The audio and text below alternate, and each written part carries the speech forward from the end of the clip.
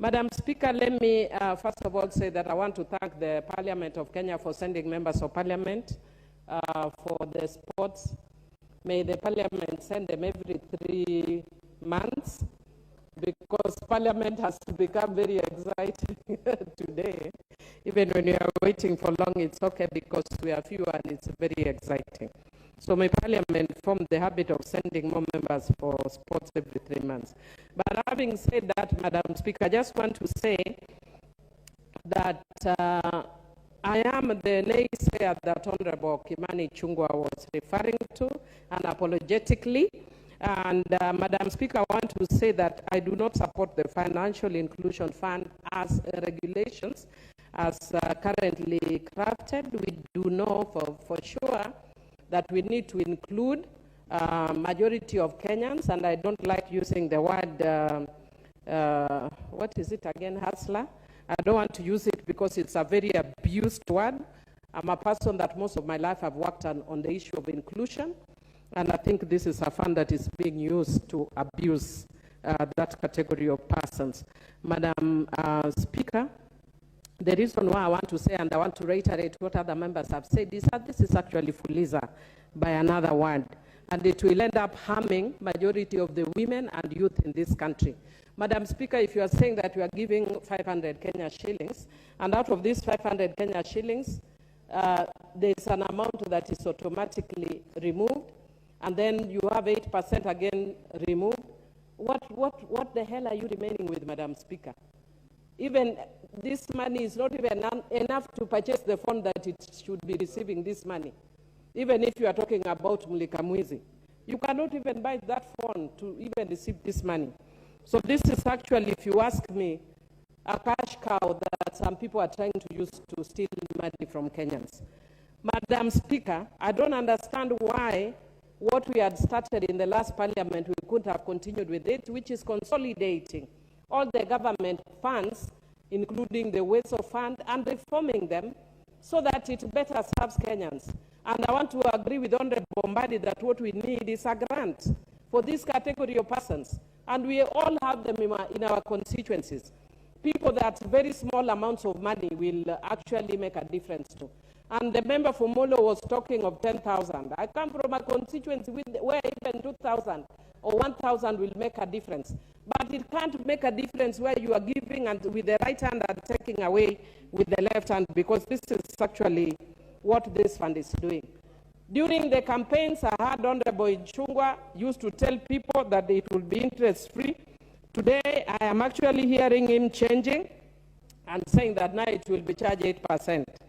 Madam Speaker, I'd also just want to indicate that there is also a constitutional issue that you cannot force Kenyans to save. Madam Speaker, people save voluntarily. In fact, I was speaking with one of the members here, and he was saying informally, I don't want to mention who, that he said Kenyans can only save involuntarily, yet he's a supporter of this fund. How can you force people to save? That is unconstitutional. You can't force people to save. If you want to give people money, give them money without forcing them to save. And when you are taking little money from people here and there, 500 shillings here and there, how sure, where will these people have the energy, the time, the resources to chase their 150 shillings that has been saved? The money they will use in terms of the credit that they will be used, that's too much money.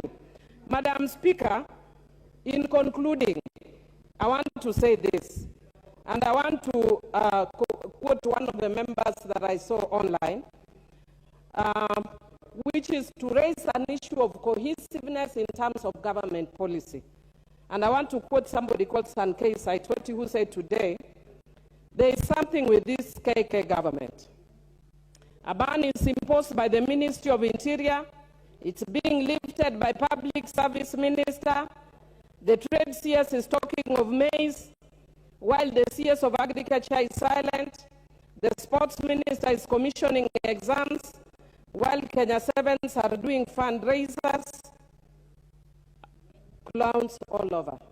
Madam Speaker, I think before we get into here where we're actually trying to come up with the regulations and all, can this government first have cohesion in terms of its own policy and in terms of the work of the CSS. You can't just have people jumping up like popcorn, the CS minister talking about the CS for labor talking about sports, the one for sports. Very soon we'll be hearing another CS that is not in charge of this fund talking to us about this fund and saying their own things. So I want to encourage Ichungwa. And I want to tell you that I'm glad to learn that Honorable Mbadi is your senior. And I'm also the senior of your member of parliament who is moving these regulations in law, because I'm seeing the CPS are proud today telling us you are accountants. I'm also a lawyer and I'm senior to you, a lawyer. Thank you, and with those few remarks, I oppose. Honorable members, the Honorable Millie, member for Tinderet, rose on a point of order number 95, asking for the mover to be called to reply. And honorable members, I would like to establish whether that is the mood of the House. So I therefore put the question that the mover be called upon to reply. Will as many as of that opinion say aye? Aye. Will as